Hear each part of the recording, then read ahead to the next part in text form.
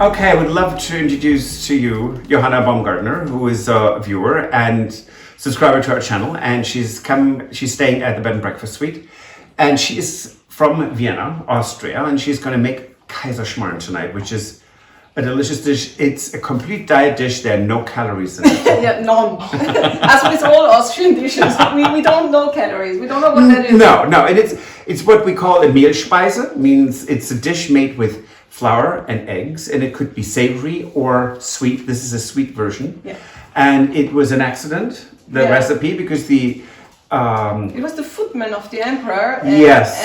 At the hunt. The emperor Franz-Joseph at the hunt, who wanted, I think, to prepare a pancake for the emperor, but something went wrong, and then he made a schmarrn. He went complete overboard, and this is the best pancake you can ever eat. So we have prepared it, and maybe if we come closer so that we say what ingredients we have. Yes. So you said it's a flour dish, so obviously flour. Yes, a little. And it's wheat flour, and flour depends from country to country. You have different ones, but I mean the regular flour you use for pancakes anyhow. 120 grams of flour, yes. Then we need 50 grams of sugar.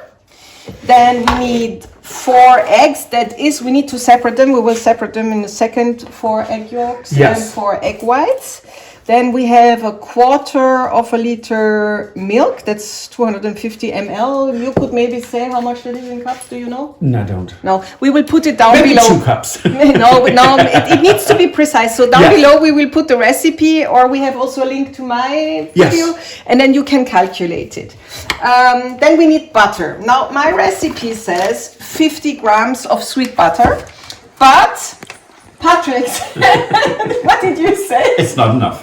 It's not enough. So we say, in Austrian we say nach Gefühl. Yeah, so as you please. Or as you feel it. As you feel. So all the cooks amongst you just feel it in your hands. Yes. And then very important, because that was the first question Patrick asked me before the most important question he wanted to know was the raisins, Johanna, for the KAISERSCHMARRN. Shall I put them in rum or not? And I said, well, if you want drunken raisins, then you need to put them in rum. And this is how I know KAISERSCHMARRN. It's with boozy raisins, and it gives it a whole nother level of flavor, and I love it. Yeah. First time I ate it, I was 6, so and I'm still here. You're not going to be surprised. I said to Patrick, you can also divide them 50-50. You can make 50% drunk or even 50% non-drunk, but guess what? We have 100% drunk. So the first thing we need to do, because it is a flour dish, the most important things, and all of you who have been to Austria to the Alps skiing or anything, you might know KAISERSCHMARRN, and you might have thought once in a while one is better than the other. And the reason being is because it's a floury dish, it can get dry and heavy because it has a lot of flour. And so the important thing is really to make it really fluffy. So the important thing is to separate the egg white from the yolk, because we need to separately, yes, this is right, we need to separately whisk them so that we really get a very light snow. Yes, the egg whites need stiff peaks, as they say. Yeah. That is really the secret. There are 2 secrets. The one is the snow, and to really have a nice one. So you see, I have my assistant here. The Chatelain is my assistant. I'm such a spoiled brat today. I'm happy to not cook and just enjoy. You're not cooking. I thought you would whisk my snow. I could do that. Because we will have, as you see, we have the wet ingredients and we have the dry ingredients. And I think we could have also put it in the milk, but doesn't matter. It doesn't matter, really. It doesn't matter. All comes together in the end, right? So it's a schmarrn. It's a schmarrn. It's a schmarrn. And if you wonder what a schmarrn is, there is really no translation, right? No, it's almost like a little bit of an accident, but a good accident. Schmarrn is a nothing. Schmarrn. It's also an expression to. This is a schmarrn. This is. What do you need that? A little idiotic. Yeah, schmarrn. There's really no translation. If anybody out there is bilingual, really 50%, tell us how you would translate it. I have no idea. So then we have the sugar. We put the sugar in the eggs, And we whisk it. How about the vanilla sugar? Where does that Yeah, go? we can also put it in there. I didn't mention the vanilla sugar. Good that you mentioned it.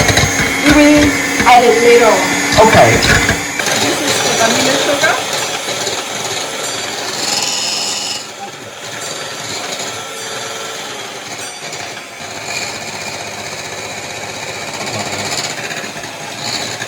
Delicious. The thing is that you should be able to turn it over your head. Shall we do it? Yes. That's fine. Nothing happened. I have here the flour with the eggs. Okay, then we put here the milk.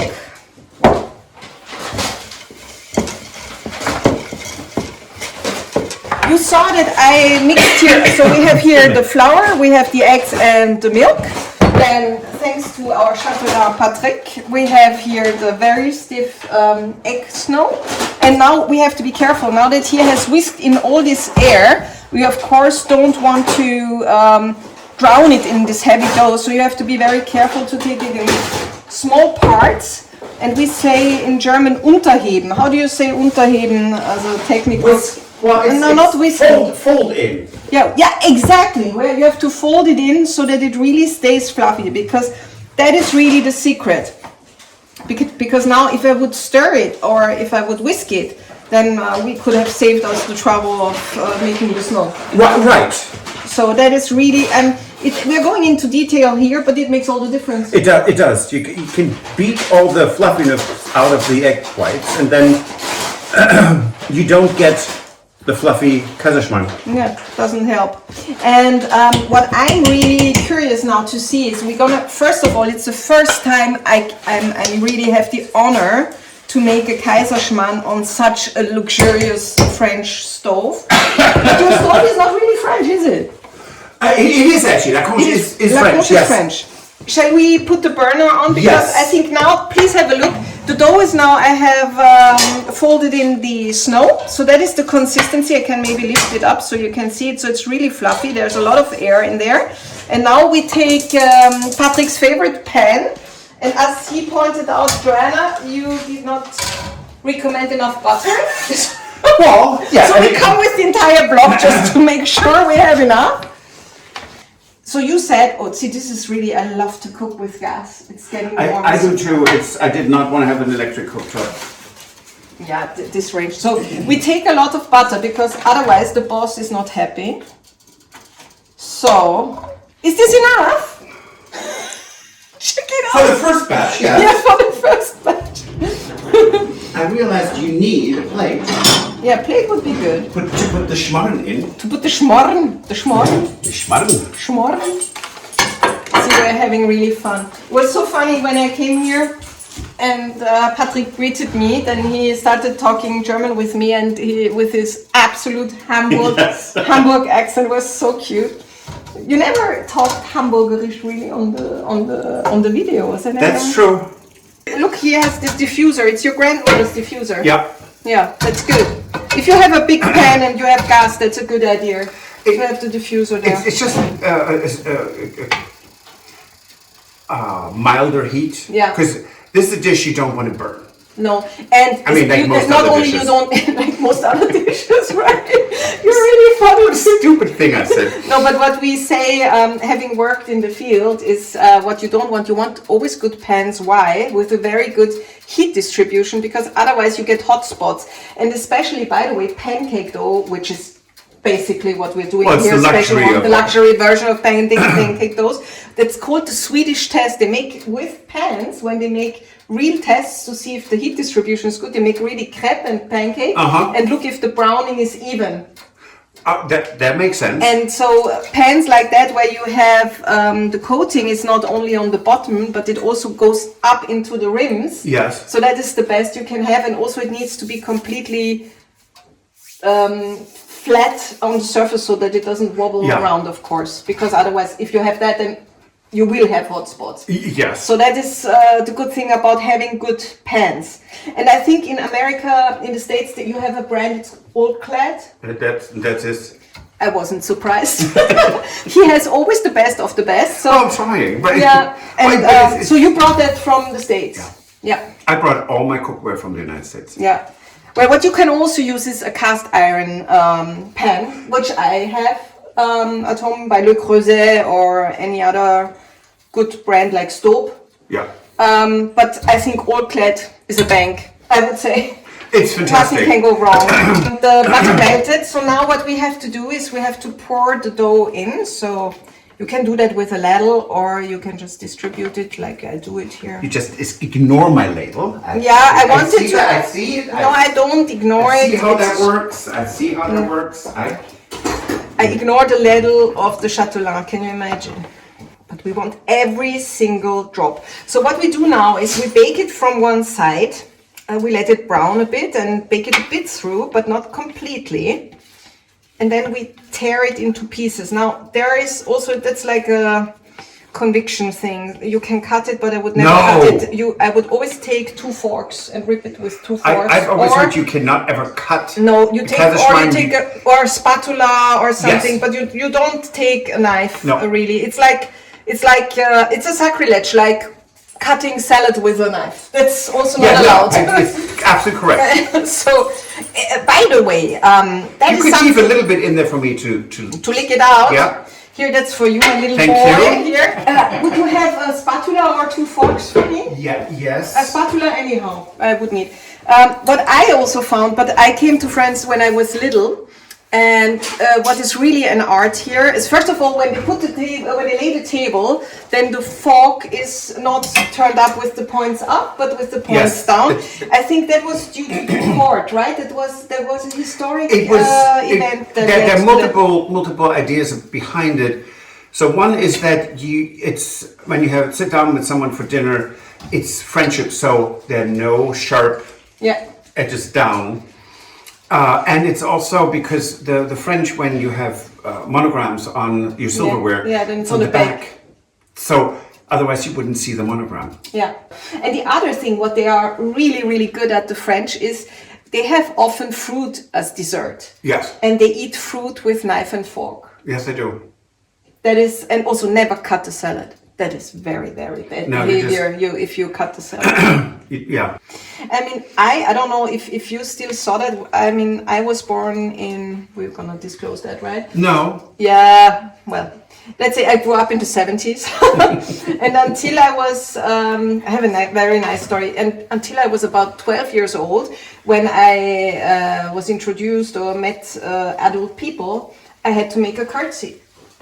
Yes. I made a curtsy, and when I traveled the first time in my life, we can now see how I cut this or slice it. When for the first time I traveled to Ireland, I stayed there. I had an English class, and I stayed there for the summer. I was introduced to a lady, or we went to visit a lady, and she had a very nice house, but doesn't matter. And I greeted her with a curtsy, and then the family that I was staying with and was completely surprised by that. And when we came home, they said, "Well, did you think that this was aristocracy or anything?" I said, "No, why?" And they said, "Yeah, because you made a curtsy." I said, "Yeah, well, that's how I learned it." And if a child would do that today, but maybe Vienna was a bit more. But my mom was Swedish, so you see. Now, do you speak Swedish? Yes, I do. But not. I wouldn't negotiate a contract in Swedish. Okay. Let's put it that. Fair enough. Men jag pratar lite svenska. Yeah. And no, but that's and it's such a pity because my grandmother, when my grandmother died, with her I could speak regularly, but my mother, she always switched to German because she had been living in Austria since 1963. Do you want me to increase the heat a little? Yes, a bit, please. So she had been living in Vienna since 1963, and then, you know, if I would ask her, please speak Swedish with me, then she would like speak 3-4 sentences in Swedish, and then she would forget, and then she would switch to German again. Yeah. So you see, we ripped this all apart, but it's not brown enough, but that was my mistake. We should have heated it up. See, the diffuser is doing a good job. So now we are getting brown. There we go. Now it's really quick towards the end. You have to be careful. Yes.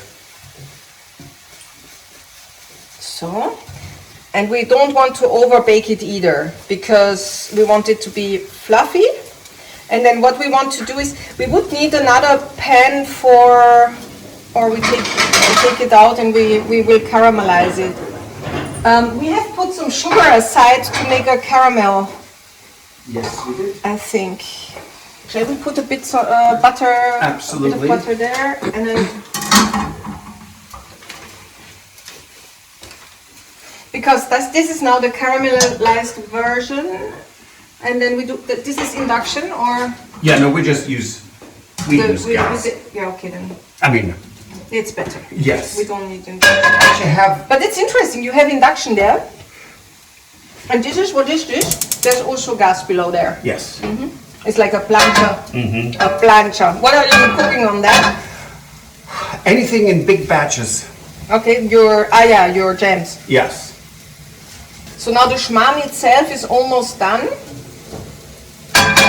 And then we make the caramel. This is just, butter and sugar. That's enough butter, right? Yeah. And then we can put the raisins on top of it. So I put the raisins that I showed you before. You can put them also whilst the dough is a bit liquid. You can also put it in there, or now at this point, it's as you prefer it. I like if you don't like raisins, then of course you can make one batch with and one without. Right. It smells good, the rum. So, and this we didn't measure, right? It's just butter and sugar, what we need for caramel. And you hope for the best. And you hope for the best? Well, we know it's going to be the best, right? Well, as long as it's tasty, right? Yeah. And then, but we see when the color gets brownish, then you know it's going to get liquid, but then you have to be fast. 1 more minute. Yeah. Or maybe 2, but there you go. Yeah, it's almost done. As long as you hear those little...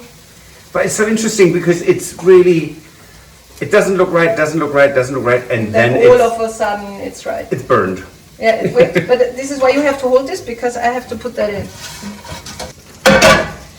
You can also inverse it, but for me it was too heavy. Wow, how nice is that? Awful, you mean awful? Awfully good. I hand this back to you. Awfully good. So now we need the plates, because we need to show how we serve it with either. And this is, ta-da, the moment for the Zwetschgen, how do you say, the quetsch, the prune jam? Yes. Or the Marillenröster, which I brought. But normally we also do it with prunes. We eat it with prune jam. Do you turn it off? Yeah, turn it off, it's okay. Because anyhow, old clad pans are that good that they store the heat. So it's not gonna get cold in a sec. So, and then we have also the icing sugar, the one that I brought that has already the dispenser there integrated. So then we have to call Stuart, because poor Stuart is sitting at his desk editing. For you guys, for us. Now you could serve it with a fork. I use a spoon. Yeah, you can a spoon and a fork, or only a spoon, and then with the Zwetschgen, with the jam. I'm going to leave this up to Stuart, what he would like to do. Okay, Stuart, what would you like? What was my choices? KAISERSCHMARRN or KAISERSCHMARRN?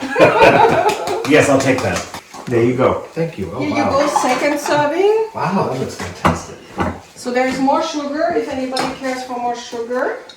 I'm going to do both. And Marille is nothing else than the Austrian word for apricot. Yeah. And we grow in Austria apricots on the banks of the Danube River. Yes. And they are just delicious, Austrian apricots. Bon appetit.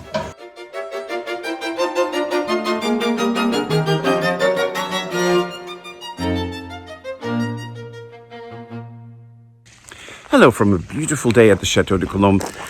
I'm going to lock up all the outbuildings now, and I forgot the keys, so I have to go back to the kitchen.